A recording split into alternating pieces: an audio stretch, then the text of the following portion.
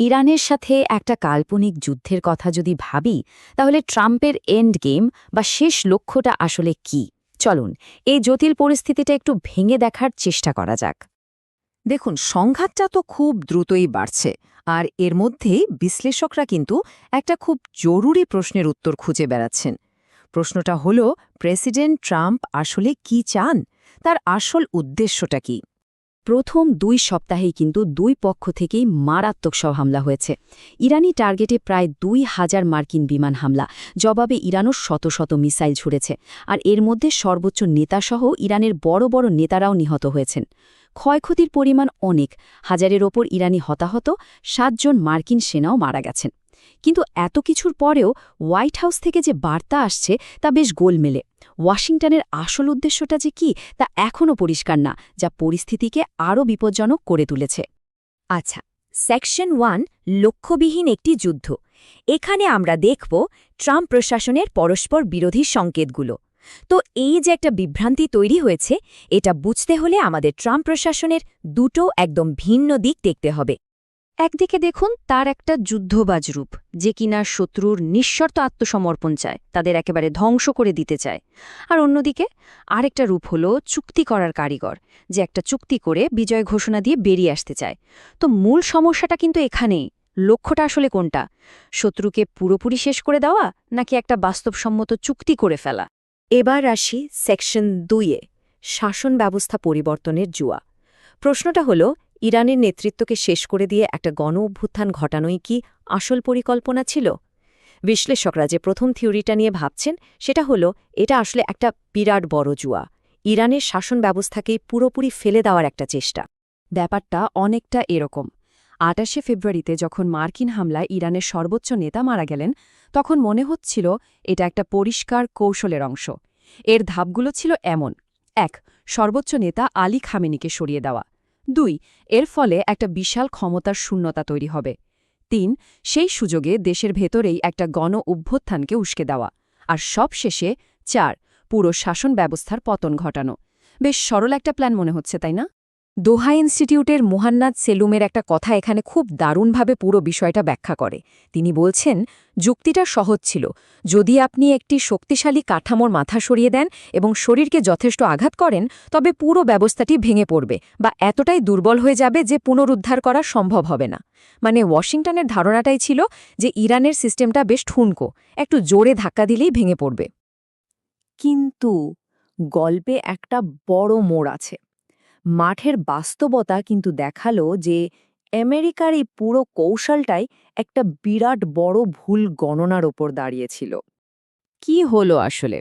28শে ফেব্রুয়ারি সর্বোচ্চ নেতা Ali Khamenei মার্কিন হামলায় নিহত হলেন। ভাবা হয়েছিল এবার ইরান ভেঙে পড়বে। কিন্তু মার্চের শুরুতেও দেখা গেল এত ক্ষতি সত্ত্বেও শাসন ব্যবস্থার কাঠামোয় বড় কোনো ফাটল ধরেনি। 5ই মার্চ ইরানের নেতৃত্ব পরিষদ বৈঠকে বসল এবং মাত্র 3 দিন পর 8ই মার্চ প্রয়াত নেতার 56 বছর বয়সী ছেলে মজুত্বা খামেনিকে নতুন সর্বোচ্চ নেতা হিসেবে ঘোষণা করা হলো। মানে ভেঙে পড়ার বদলে ইরান বেশ দ্রুত নিজেদের গুছিয়ে নিল।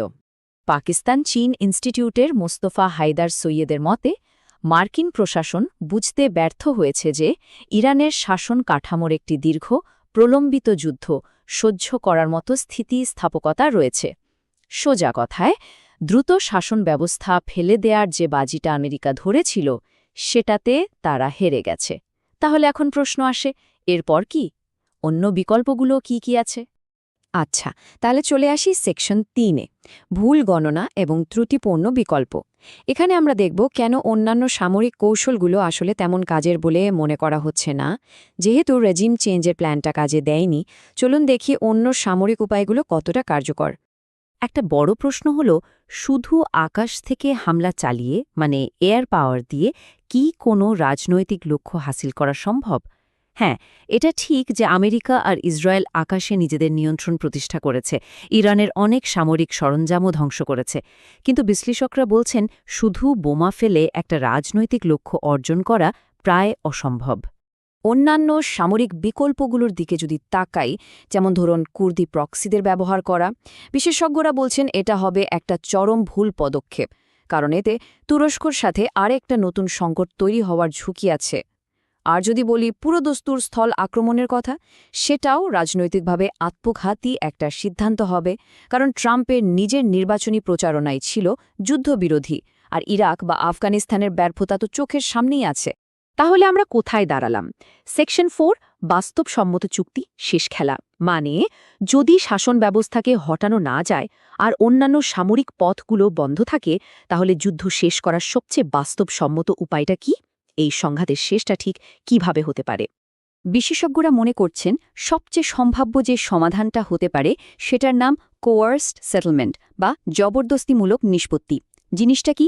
এটা হলো একটা জোর করে করানো আপোষ, যেখানে এক পক্ষকে, এক্ষেত্রে ইরানকে, সামরিক চাপ দিয়ে তাদের কিছু গুরুত্বপূর্ণ নীতিতে, যেমন ধরুন মিসাইল বা পারমাণবিক কর্মসূচিতে বড়সড় ছাড় দিতে বাধ্য করা হবে। এতে অন্য পক্ষ মানে আমেরিকা একটা সর্বাত্মক যুদ্ধ ছাড়াই নিজেদের বিজয়ী বলে দাবি করতে পারবে। মুস্তফা হায়দার সৈয়দের কথাটা আবার ভাবুন। তিনি বলেছিলেন ট্রাম্প একজন বাস্তববাদী। তিনি একটি চুক্তি করতে চাইবেন, ঘোষণা করবেন যে মার্কিন যুক্তরাষ্ট্র তার সমস্ত উদ্দেশ্য অর্জন করেছে এবং তারপরে যুদ্ধের সমাপ্তি টানবেন। এটা কিন্তু ট্রাম্পের সেই ডিল মেকার বা চুক্তিপ্রণেতা পরিচয়ের সাথে একদম মিলে যায়। এমন একটা রাস্তা বের করা যেটা দেশে ফিরে একটা বড় জয় হিসেবে দেখানো যাবে। ভাবুন তো, আমেরিকান জনগণের কাছে কিভাবেই গল্পটা বলা হবে? তারা বলবে, দেখুন, আমরা সর্বোচ্চ নেতাকে নির্মূল করেছি, ইরানের মিসাইল আর সামরিক পরিকাঠামো ধ্বংস করে দিয়েছি, আর একটা নতুন চুক্তি করেছি যেটা ভবিষ্যতে তাদের আগ্রাসন আটকে দেবে। তার মানে কি? তার মানে আমেরিকা জিতেছে। কৌশলটা হলো বিজয়ের সংজ্ঞাটাই বদলে দেওয়া, সামরিক অর্জনগুলোকে বড় করে দেখিয়ে এমন একটা রাজনৈতিক সমাধান করা যেটা দেশের মানুষ মেনে নেবে। শেষ পর্যন্ত পুরো ঘটনাটা আমাদের একটা গভীর প্রশ্নের সামনে দাঁড় করিয়ে দেয়। আধুনিক যুগে যুদ্ধ জয় আসলে কি? বিজয় কি যুদ্ধক্ষেত্রে নির্ধারিত হয়, নাকি দেশে ফিরে যে পক্ষ নিজের গল্পটা সবচেয়ে ভালোভাবে বলতে পারে, বিজয় আসলে তাদেরই হয়?